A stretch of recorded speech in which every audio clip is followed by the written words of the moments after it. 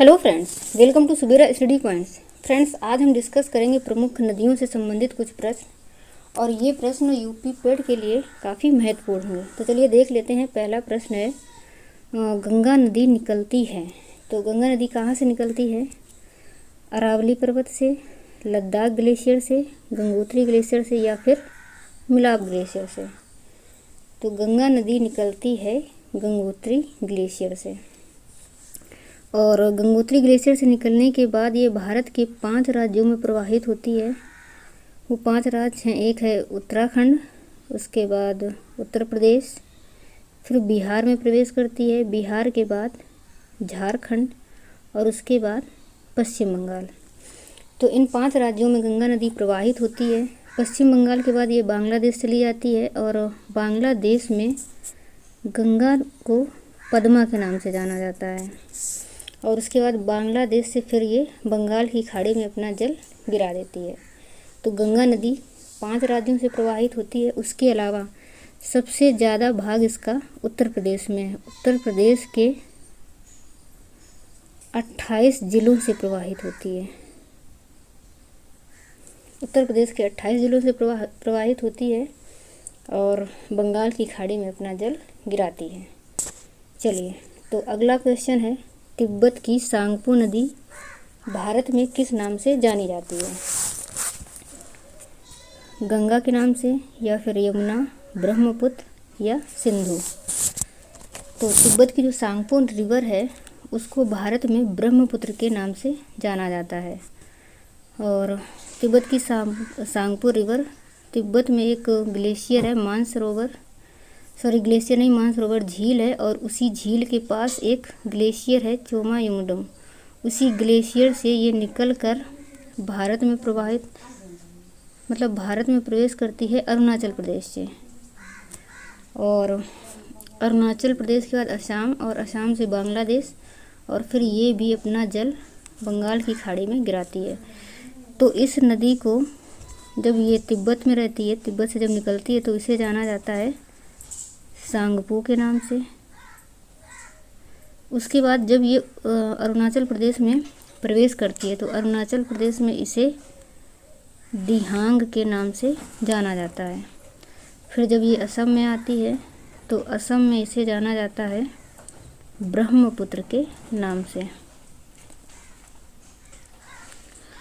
और फिर बांग्लादेश में प्रवेश करती है तो बांग्लादेश में ब्रह्मपुत्र नदी को ही जमुना के नाम से जाना जाता है। और उसके बाद ये रिवर बंगाल की खाड़ी में अपना जल गिरा देती है। और इसी में जो गंगा रिवर है, जब बांग्लादेश में गंगा नदी को पद्मा के नाम से जाना जाता है, फिर पद्मा नदी और जमुना नदी के मिलने से पद्मा नदी और पद्मा रिवर और जमुना रिवर की संयुक्त धारा को मेघना के नाम से जाना जाता है। ठीक है, तो इसका हमारा आंसर सही हो जाएगा ब्रह्मपुत्र। तिब्बत की जो सांगपो रिवर है उसे भारत में ब्रह्मपुत्र के नाम से जाना जाता है। इसके अलावा जो ब्रह्मपुत्र रिवर है ये असम में प्रवेश करने के बाद असम में एक द्वीप बनाती है, माजुली द्वीप, जो कि विश्व का सबसे बड़ा नदी द्वीप है। विश्व का सबसे बड़ा नदी द्वीप।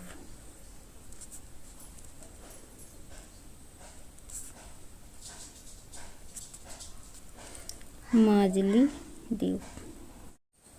उसके बाद जो हमारा अगला क्वेश्चन है, निम्न नदियों में से कौन सी नदी बंगाल की खाड़ी में गिरती है? ऑप्शन दिए हुए हैं, ताप्ती, स्वर्णरेखा, नर्मदा और सिंधु। तो इसमें से ताप्ती, नर्मदा और सिंधु ये तीनों अरब सागर में अपना जल गिराती हैं, जबकि जो स्वर्णरेखा रिवर है ये अपना जल बंगाल की खाड़ी में गिराती है। स्वर्णरेखा नदी झारखंड से निकलती है और निकलने के बाद बंगाल की खाड़ी में अपना जल गिरा देती है। और इसी नदी के तट पर झारखंड की राजधानी रांची स्थित है। इसके अलावा जो ताप्ती रिवर है ये मध्य प्रदेश के मुल्ताई पहाड़ों से निकलती है और अरब सागर में जल गिराती है। और जो नर्मदा नदी है ये भी मध्य प्रदेश के अमरकंटक पहाड़ी से निकलने के बाद ये भी अरब सागर में जल गिराती है।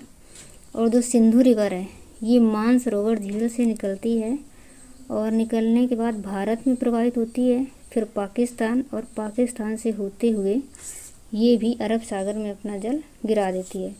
इस प्रकार से जो हमारा ऑप्शन है ये सही हो जाएगा, स्वर्णरेखा।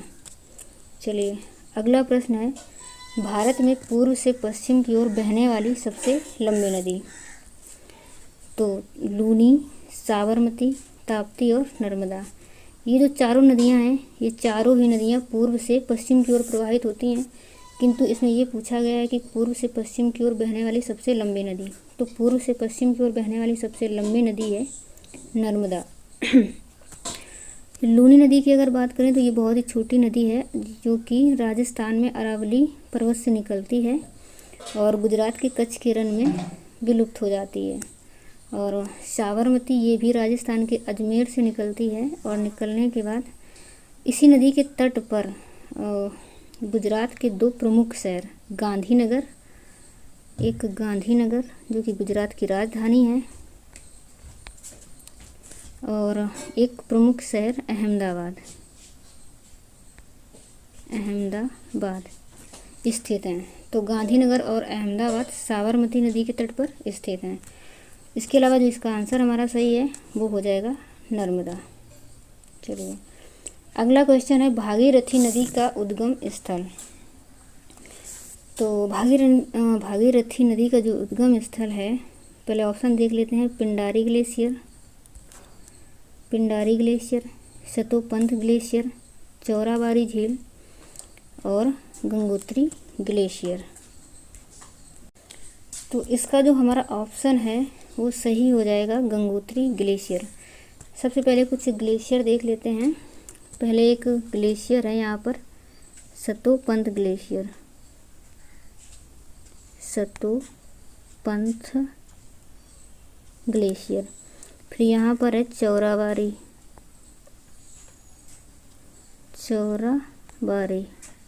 उसके बाद इधर है गंगोत्री, और इधर एक है पिंडार ग्लेशियर।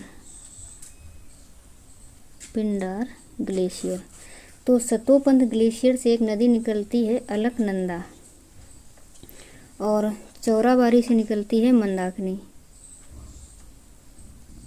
तो जो ये अलकनंदा रिवर है और ये मंदाकिनी रिवर, अलकनंदा और मंदाकिनी रिवर जहाँ पर मिलती हैं उस स्थान को कहा जाता है रुद्रप्रयाग। उस स्थान को हम रुद्रप्रयाग के नाम से जानते हैं। उसके अलावा पिंडार ग्लेशियर से भी एक नदी निकलती है पिंडार, जो कि अलकनंदा से मिल जाती है, और अलकनंदा और पिंडार नदी जिस स्थान पर मिलती हैं उस स्थान को कहा जाता है कर्णप्रयाग।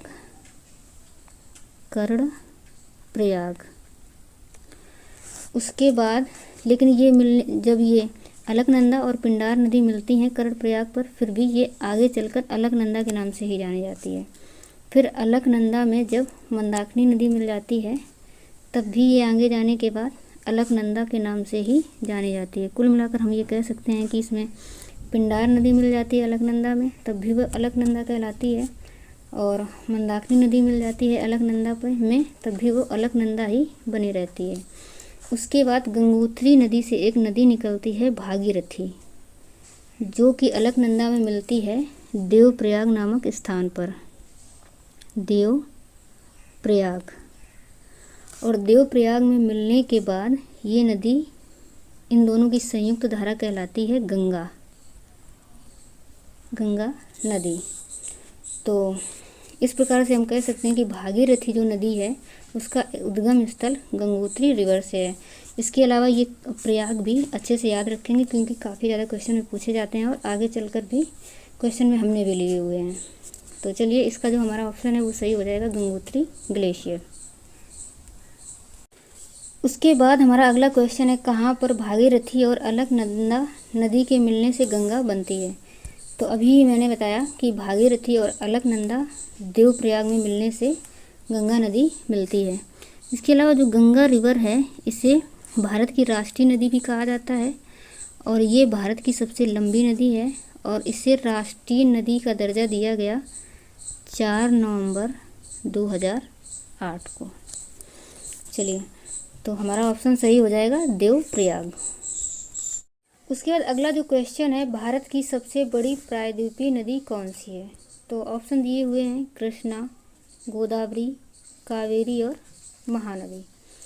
तो कृष्णा नदी की अगर बात करें तो ये दक्षिण भारत की दूसरी सबसे बड़ी नदी है और गोदावरी नदी ये दक्षिण भारत की सबसे बड़ी नदी है। और जो कृष्णा नदी है ये निकलती है महाबलेश्वर चोटी महाराष्ट्र से और ये अपना जल बंगाल की खाड़ी में गिराती है। तो इसको याद रखेंगे कि कृष्णा नदी पश्चिमी घाट से पश्चिमी घाट में महाबलेश्वर चोटी स्थित है जो कि महाराष्ट्र में है। वहाँ से निकलने के बाद बंगाल की खाड़ी में अपना जल गिराती है। और जो गोदावरी नदी है ये भी महाराष्ट्र में ही त्र्यंबकम पहाड़ी से निकलती है और ये भी अपना जल बंगाल की खाड़ी में ही गिराती है। और जो कृष्णा रिवर की लंबाई है 1400 किलोमीटर है लगभग और इसकी 1465 किलोमीटर है। और इसके अलावा कावेरी नदी की अगर बात करें तो ये कर्नाटक के ब्रह्मगिरी चोटी से निकलती है और ये नदी भी अपना जल बंगाल की खाड़ी में ही गिराती है। महानदी की बात करें तो ये छत्तीसगढ़ के सिहावा पहाड़ी से निकलती है और ये भी अपना जल बंगाल की ही खाड़ी में गिराती है। उसके बाद महानदी को उड़ीसा का शोक भी कहा जाता है क्योंकि ये उड़ीसा में काफ़ी बाढ़ लाती है। तो ये सारी जो नदियां हैं चारों ये अपना जल बंगाल की खाड़ी में ही गिराती हैं। लेकिन इसमें ये पूछा गया है कि दक्षिण भारत की सबसे बड़ी नदी कौन सी है, दक्षिण भारत या प्रायद्वीपीय भारत? तो हो जाएगी गोदावरी। और अगर पूछे प्रायद्वीपीय भारत की दूसरी सबसे बड़ी नदी तो वो हो जाएगी कृष्णा। लेकिन इसका जो हमारा आंसर सही है वो है गोदावरी। उसके बाद जो अगला क्वेश्चन है, निम्न में से कौन सी नदी का मुहाना नहीं है, यानी कि कौन सी नदियाँ डेल्टा नहीं बनाती हैं?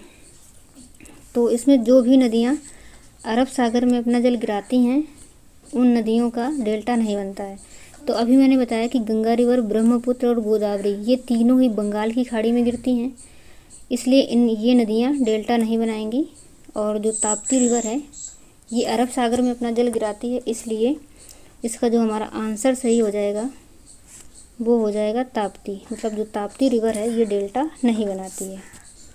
चलिए, अगला क्वेश्चन है, भारत के दक्षिणी प्रायद्वीप में कौन सी नदी देश के दूसरे सबसे बड़े नदी क्षेत्र का निर्माण करती है? तो इसका जो हमारा ऑप्शन है ये गोदावरी रिवर है जो कि प्रायद्वीपीय भारत की सबसे बड़ी नदी है। इसके अलावा भारत की अगर बात करें तो भारत की दूसरी सबसे बड़ी नदी है क्योंकि पूरे भारत की सबसे बड़ी नदी गंगा रिवर है और भारत की दूसरी बड़ी नदी गोदावरी। इसे दक्षिण भारत की गंगा भी कहा जाता है या फिर इसे बूढ़ी गंगा भी कहा जाता है। चलिए, अगला क्वेश्चन है, भारत की सबसे बड़ी सिंचाई नहर है? इसके ऑप्शंस देख लेते हैं। ऑप्शन दिए हुए हैं यमुना नहर, इंदिरा गांधी नहर, सिरहिंद नहर और अपर बाड़ी दोआब नहर।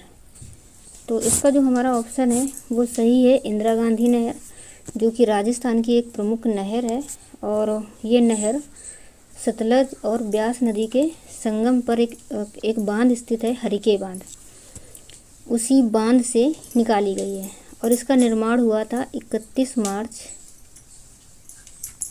1958 में, जो कि जिसका प्रयोग राजस्थान में सिंचाई के लिए किया जाता है और ये भारत की सबसे बड़ी सिंचाई नहर है। तो चलिए फ्रेंड्स, ये कुछ क्वेश्चन थे भारत की नदियों से संबंधित और इनकी प्रैक्टिस आप लोग अच्छे से कर लेना। आज की वीडियो में इतना ही रखते हैं। अगर आप लोगों ने चैनल को सब्सक्राइब नहीं किया तो चैनल को सब्सक्राइब कर लें, वीडियो को लाइक एंड शेयर कर दें एंड बेल आइकन भी प्रेस कर दें ताकि आने वाली सभी वीडियो की नोटिफिकेशन आप लोगों को मिलती रहे। Bye bye and take care.